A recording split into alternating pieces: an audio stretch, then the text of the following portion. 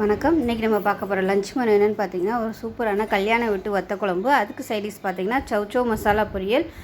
So இதுதான் இன்றைக்கான lunch menu பார்க்க போகிறோம். இந்த வத்த குழம்பு வந்து டேஸ்ட் நல்லா சூப்பராக இருக்கும். அதே மாதிரி இந்த பொரியலும் நல்லா வித்தியாசமாக இருக்கும். ஸோ ரெண்டுமே காம்பினேஷன் அருமையாக இருக்கும். வாங்க எப்படி செய்யலாங்கிறத பார்க்கலாம்.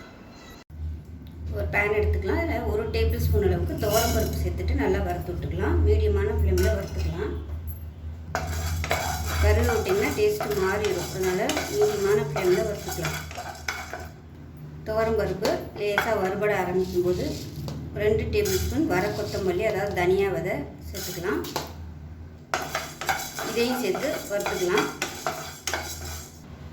வெந்தயம் 1/4 டேபிள் ஸ்பூன், கடுகு 1/4 டேபிள் ஸ்பூன், சோம்பு 1/2 டேபிள் ஸ்பூன், சீரகம் 1/2 டேபிள் ஸ்பூன், ஒரு கொத்து கருவேப்பிலை சேர்த்துக்கலாம். இது எல்லாத்தையுமே நல்லா வறுத்து விட்டுக்கலாம்.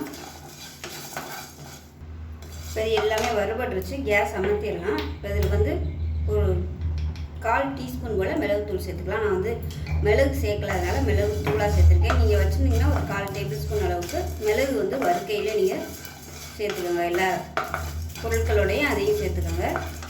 அவ்வளோதான். இது வந்து வேறு பிளேட்டுக்கு மாற்றிடலாம். மாற்றிட்டு தண்ணி ஊற்றாமல் நல்லா பொடியாக அரைச்சிக்கலாம். இப்போ வறுத்தது நல்லா நைஸாக பொடி பண்ணியாச்சு. இது தனியாக இருக்கட்டும். ஒரு தேங்காய் பேஸ்ட் ரெடி பண்ணிக்கலாம். ஒரு மிக்ஸி ஜார் எடுத்துக்கலாம். அதில் 1/4 கப் அளவுக்கு துருவன தேங்காய், 1/2 டேபிள் ஸ்பூன் சோம்பு, கொஞ்சமாக தண்ணி ஊற்றி நல்லா நைஸாக அரைச்சி தனியாக எடுத்து வச்சுக்கலாம். இப்போ பேன் சூடானதும் தேவையான அளவுக்கு எண்ணெய் சேர்த்துக்கலாம். நல்லெண்ணெய் சேர்த்துக்கோங்க. இப்போ எண்ணெய் நல்லா சூடானதும் 1 டீஸ்பூன் கடுகு சேர்த்துக்கலாம். கொஞ்சமாக சோம்பு சேர்த்துக்கலாம். இது கூடவே நல்லா ஒரு 20 சின்ன வெங்காயம் கட் பண்ணி வச்சுருக்கேன். நான் வந்து முழுசாக தான் போட்டிருக்கேன். அதாவது 2ஆக கட் பண்ணியிருக்கேன். அது ரொம்ப பெருசாக இருந்ததுனால 2ஆக கட் பண்ணியிருக்கேன். சின்னதாக இருந்துச்சுன்னா நீங்கள் அப்படியே முழுசாகவே சேர்த்துக்கோங்க. அதான் நல்லாயிருக்கும். அதே மாதிரி நல்லா ஒரு 10 பல் பூண்டு சேர்த்துக்கலாம். இது எல்லாத்தையும் நல்லா வதக்கிக்கலாம்.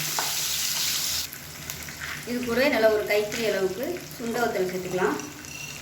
எவ்வளோ சுண்டவத்தல் சேர்க்கணுமோ அதுக்கு தகுந்த மாதிரி சேர்த்துக்கோங்க. ரொம்ப சேர்த்திங்கன்னா குழம்பு வந்து ரொம்ப கசப்பாயிடும். கலர் நல்லா மாறி வர அளவுக்கு நல்லா வறுக்கணும் சுண்டவத்தலை. இது கூட ஒரு டேபிள் ஸ்பூன் மணத்தக்காளி வத்தல் அதையும் சேர்த்துருக்கேன். ரெண்டுமே பார்த்திங்கன்னா நல்ல ஒரு டேஸ்ட்டு கொடுக்கும். இதோட ஒரு கொத்து கருவேப்பிலை சேர்த்துக்கலாம். இப்போ பாருங்கள், வெங்காயம், பூண்டு, வத்தல் எல்லாமே நல்லா மொறுன்னு வதங்கிடுச்சு பாருங்கள். இந்த அளவுக்கு வத்தல் வந்து நல்லா வறுபடணும். இல்லைன்னா உங்களுக்கு கசப்பு வரும். இப்போ வந்து 2 தக்காளி, மீடியம் சைஸாக 2 தக்காளி வந்து மிக்சியில் அடிச்சு வச்சுருக்கேன். அதை சேர்த்துக்கணும்.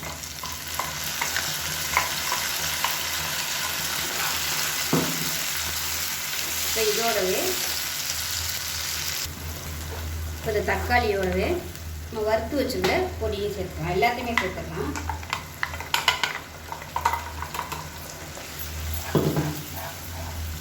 இப்போ இதோட மிளகாத்தூள் சேர்த்துக்கலாம். காரம் எவ்வளோ தேவையோ அதுக்கு தகுந்த மாதிரி சேர்த்துக்கோங்க. நான் வந்து கொஞ்சம் காரம் கூட தான் வச்சுருக்கேன். ஏன்னா வத்தக்குழம்பு காரம் நல்லா அதிகமாக இருந்தால் தான் நல்லாயிருக்கும். ஒரு 2 டேபிள் ஸ்பூன் காரம் சேர்த்துக்கேன். இப்போ இது எல்லாமே நல்லா எண்ணெய் பிரிஞ்சு வரட்டும்.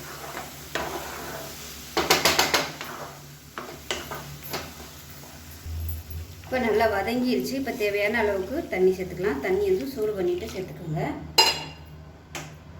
கலந்து விட்டுக்கலாம். இப்போ தேவையான அளவுக்கு புளி தண்ணி சேர்த்துக்கலாம். புளிப்பு டேஸ்ட் பார்த்துக்கிட்டு செக் பண்ணிவிட்டு பத்தலைலாம் சேர்த்துக்கோங்க. உப்பு தேவையான அளவுக்கு சேர்த்துக்கலாம். இப்போ குழம்பு நல்லா கொதிச்சுட்டு இருக்கு. இப்போ நம்ம அரைச்சி வச்சுருந்த தேங்காய் பேஸ்ட்டையும் ஒரு சேர்த்துக்கலாம். இதோட தண்ணி கொஞ்சமாக சேர்த்துக்கலாம்.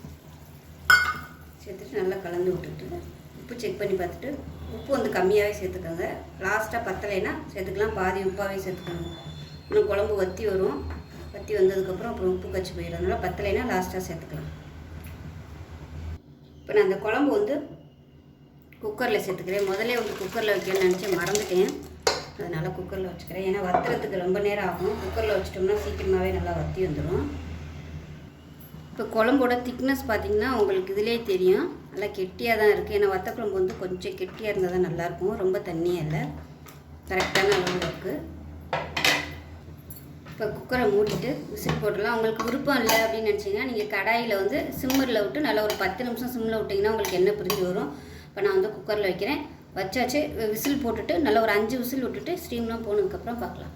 ஒரு மிக்ஸி ஜாரை எடுத்துக்கலாம். இதில் வந்து 2 பச்சை மிளகாய் சேர்த்துக்கலாம். 1 டீஸ்பூன் போல் சீரகம், அதே மாதிரி ஒரே ஒரு சின்ன வெங்காயம் சேர்த்துக்கலாம். அது கூடவே ஒரு 3 டேபிள் ஸ்பூன் துருவின தேங்காய், கொஞ்சமாக கொத்தமல்லி இலை சேர்த்துக்கலாம்.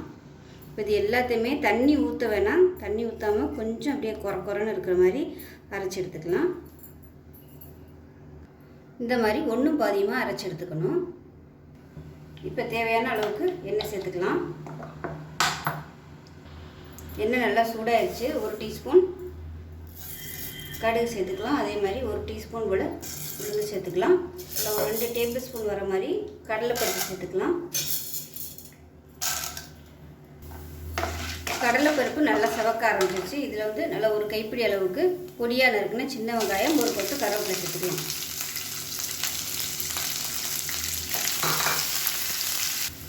வெங்காயம் நல்லா வதங்கிடுச்சு. இதில் பார்த்தீங்கன்னா ஒரு 200 கிராம் அளவுக்கு சவுச்சவு வந்து இந்த அளவுக்கு பொடியாக கட் பண்ணி வச்சுருக்கேன். தோலெல்லாம் எடுத்துட்டு இதை சேர்த்துக்கலாம். சேர்த்துட்டு ஒரு 2 நிமிஷம் வதக்கி வச்சுக்கலாம்.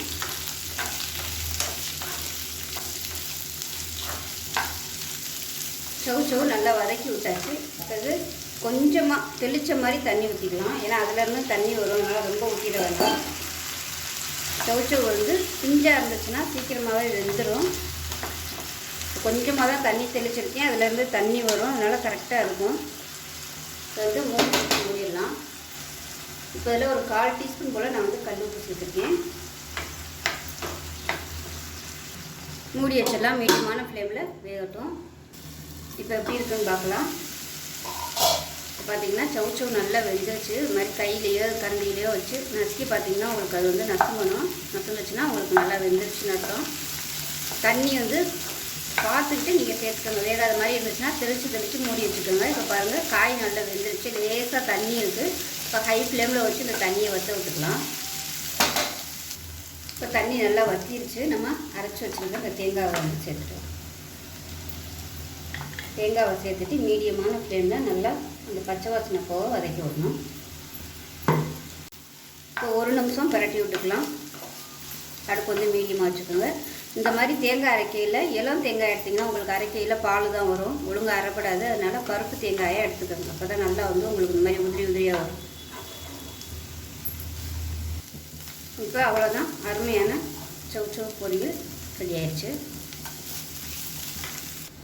இப்போ வத்தக்குழம்பு எப்படி இருக்குன்னு பார்க்கலாம். பாருங்கள் நல்லா சூப்பராக வந்துருச்சு. நம்ம இந்த அளவுக்கு குழம்பு இருந்துச்சு. நல்லா அந்த மாதிரி விசில் விட்டு வரையில் நல்ல ஒரு திக்னஸ் கிடச்சிருச்சு பாருங்கள்.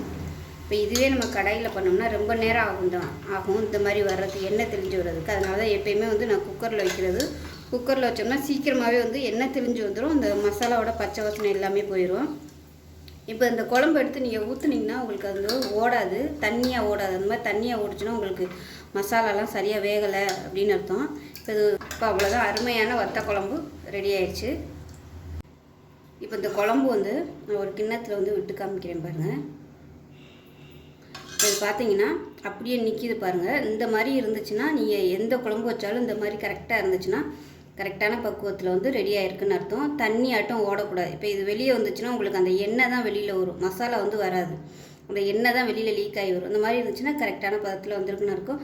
இது வந்து நீங்கள் குக்கரில் வச்சாதான் உங்களுக்கு இந்த மாதிரி வரும் இவ்வளோ சீக்கிரம். இல்லைன்னா வந்து கடாயில் பண்ணும்போது இந்த மாதிரி வராது. இதில் வந்து வெல்லம் சேர்க்கலை. விருப்பப்பட்டால் நீங்கள் வெல்லம் சேர்த்துக்கலாம். அவ்வளோதான். அருமையான வத்த குழம்பு ரெடி ஆயிடுச்சு. சூடான சாதம் ரெடி ஆயிடுச்சு. குழம்பும் ரெடி ஆயிடுச்சு. சவுச்சவு பொரியல்,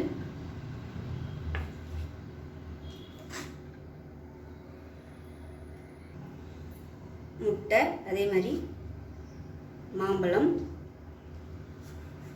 ஸோ அவ்வளோதான். இன்றைக்கான லஞ்ச் மெனு இதுதான். ஸோ அவ்வளோதான். இந்த வத்தக்குழம்பு பார்த்திங்கன்னா டேஸ்ட் நல்லா அட்டகாசமாக இருக்கும். ஸோ இதே மாதிரியே ஒரு தடவை வத்தக்குழம்பு செஞ்சு பாருங்கள். நீங்கள் ஒரு வாரம் வச்சு சாப்பிட்டீங்களாலும் டேஸ்ட் சூப்பராக இருக்கும். நான் வந்து இன்றைக்கி வத்தல் வந்து தேங்காயோட அரைக்கலை. விருப்பம் இருந்தால் நீங்கள் வறுக்கையில் ஒரு 4-5 வத்தலையும் மணத்தக்காளி வத்தலையும் எடுத்து தேங்காயோட அரைச்சிட்டு சேர்த்திங்கன்னா இன்னுமே உங்களுக்கு சூப்பராக இருக்கும். ஸோ இதே மாதிரியே செஞ்சு பாருங்கள். செஞ்சு பார்த்துட்டு எப்படி வந்துச்சுங்கிறத சொல்லுங்கள். வீடியோ பிடிச்சிச்சின்னா லைக் பண்ணுங்கள், கமெண்ட் பண்ணுங்கள், சேனலை சப்ஸ்கிரைப் பண்ணுங்கள், பக்கத்தில் உள்ள பெல் பட்டனையும் ப்ரெஸ் பண்ணுங்கள். நன்றி.